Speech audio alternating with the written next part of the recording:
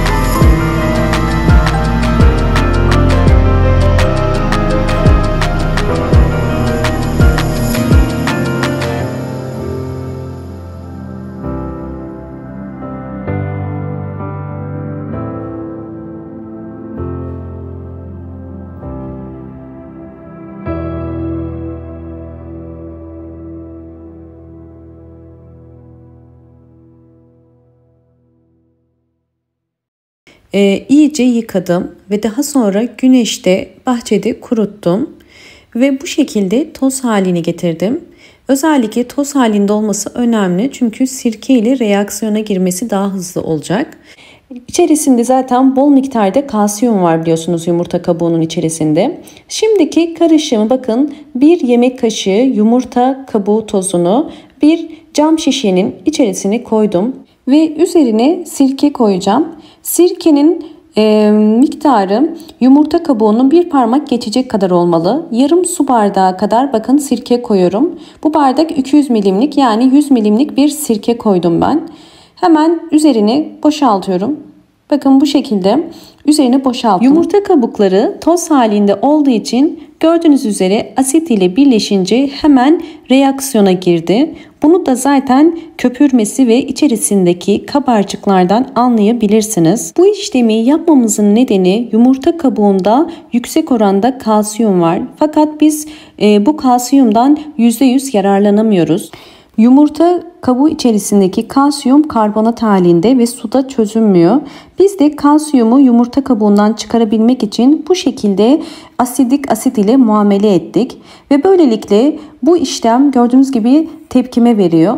Bunu ilk başta 1 saat kapağı kapalı bir şekilde bekletin. Daha sonra 2 gün boyunca ağzı açık bir şekilde bekletebilirsiniz. Evet, 2 gün beklettiğimiz yumurta kabuğu ve sirke karışımı artık dinlendi ve gerekli olan kalsiyum artık açığa çıktı. Şimdi bunu süzmemiz gerekiyor. Süzmek için bir tülbent kullanıyorum ve üzerine bu karışımı döküyorum.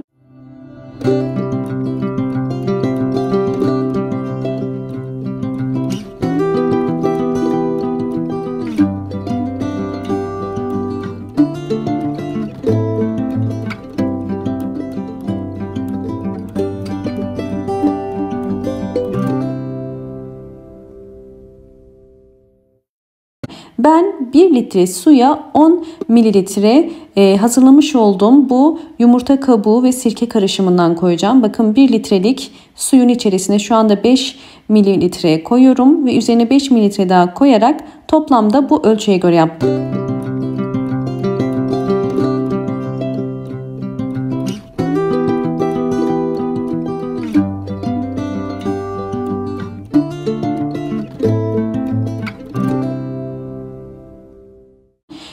Tabii özellikle bu karışımı sadece orkidelerimizin toprağına değil, aynı zamanda yaprağı için de kullanmak istiyorum.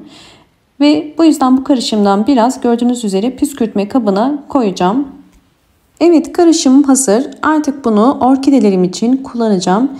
Orkide yapraklarında bu şekilde buruşmalar varsa, yumuşama ve solma varsa bu vereceğim gübre orkidenize çok fayda sağlar. Özellikle uçtan uzama yoksa orkide dalında mutlaka dalı budayın. Budama yaparken boş boğum ile dolu boğum arasından kesiyorum.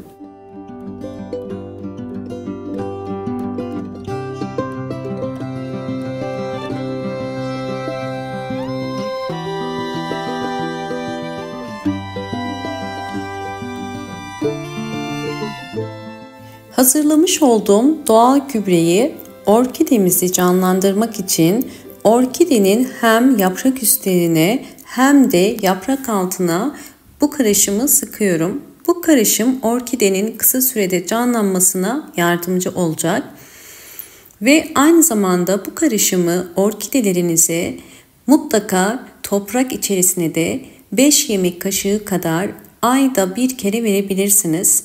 Özellikle bu hazırlamış olduğumuz bol kalsiyumlu gübre kısa sürede orkidelerinizin sonbaharda bol bol yeni kökler, yeni yapraklar çıkarmasını destekleyerek çiçek dalını teşvik edecektir. Böylelikle orkideleriniz sonbaharın sonuna doğru bol bol çiçek dalı çıkarmış olacak. Bu vermiş olduğum gübreleri çok fazla vermeyin. Sadece verdiğim ölçülere göre mutlaka uygulayın. Böylelikle daha doğru sonuçlar alırsınız. Evet, sonuçları da sizlerle paylaşıyorum.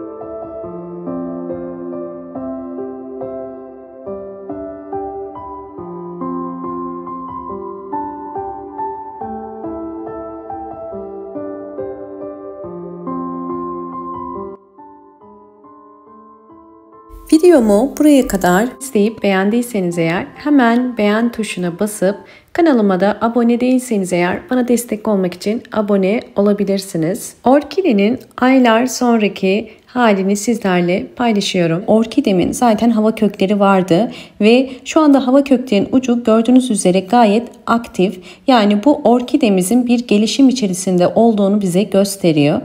Ve aynı zamanda sadece hava kökleri değil, bakın yeni çiçek dalları da çıkardı. Hemen burada bir yeni çiçek dalı var. Hemen ikinci çiçek dalını da sizlere göstermek istiyorum. Biliyorsunuz ki beraber budama işlemi yapmıştık ve yapmış olduğum budama sonrası bakın yan daldan da gördüğünüz üzere gayet güzel bir ana dal kadar büyük bir çiçek dalı çıkardı. Bu da gerçekten kullanmış olduğumuz sıvı bitki besinlerin hem orkidelerimiz için hem de çiçeklerimiz için çok faydalı olduğunu gösteriyor. Umarım bu videom sizler için faydalı olmuştur. Videomu eğer buraya kadar izlediyseniz ve beğendiyseniz hemen beğen tuşuna basıp kanalıma da abone değilseniz eğer bana destek olmak için abone olmayı ve gelen bildirimlerden haberdar olmak için zil sesini açık konuma getirmeyi unutmayın. Bol bol yorumlar yapıp yorumlar kısmına da sorularınız varsa sorularınızı eklemeyi unutmayın. Elimden geldiğince sorularınıza dönmeye çalışıyorum. Hoşça kalın, sağlıkla kalın.